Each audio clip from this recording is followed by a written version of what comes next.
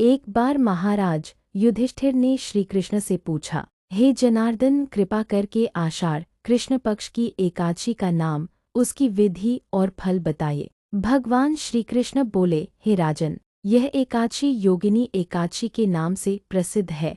यह सभी पापों का नाश करने वाली है और स्वर्ग एवं मोक्ष प्रदान करने वाली है। अब मैं तुम्हें एक पवित्र कथा सुनाता हूँ। कथा योगिनी एकादशी का प्रभाव। अलका नगरी में कुबेर नाम के एक राजा राज्य करते थे। वे शिवजी के परम भक्त थे। उनके राजमहल में एक हेममाली नाम का माली रोज शिवजी के पूजन हेतु सुंदर फूल लाया करता था। वह अपनी सुंदर पत्नी विशालाक्षी से अत्यधिक प्रेम करता था। एक दिन वह माली फूलों को लाने की बजाय अपनी पत्नी के साथ रमन करने में व्यस्त हो गया और समय पर फूल नहीं पहुंचा पाया। राजा कुबेर ने जब यह देखा तो क्रोधित हो उठे और बोले, अरे दुष्ट, तूने भगवान शिव की सेवा में लापरवाही की है। जा, तुझे कोढ़ हो जाए और तुझे स्वर्ग से गिरा दिया जाए। कुबेर के श्राप से हेममाली को कोढ़ हो गया और वह एक सुनसान जंगल में कष्ट भोगता रहा। खाने को कुछ न मिले, शरीर गलता रहा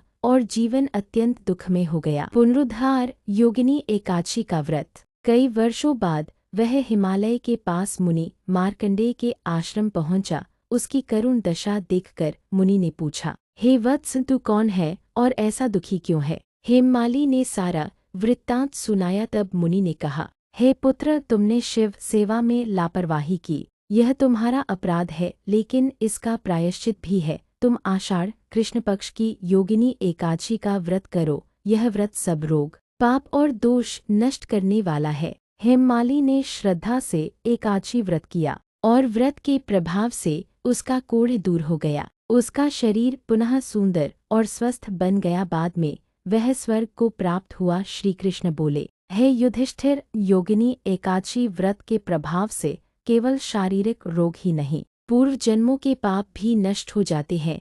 इस व्रत को करने वाला कभी दरिद्र नहीं होता और अंत में वैकुंठ धाम को प्राप्त करता है।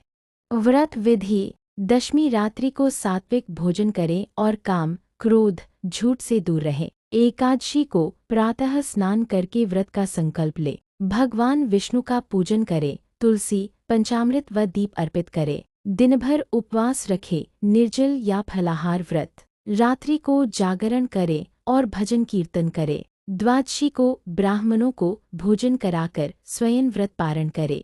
महत्व और लाभ।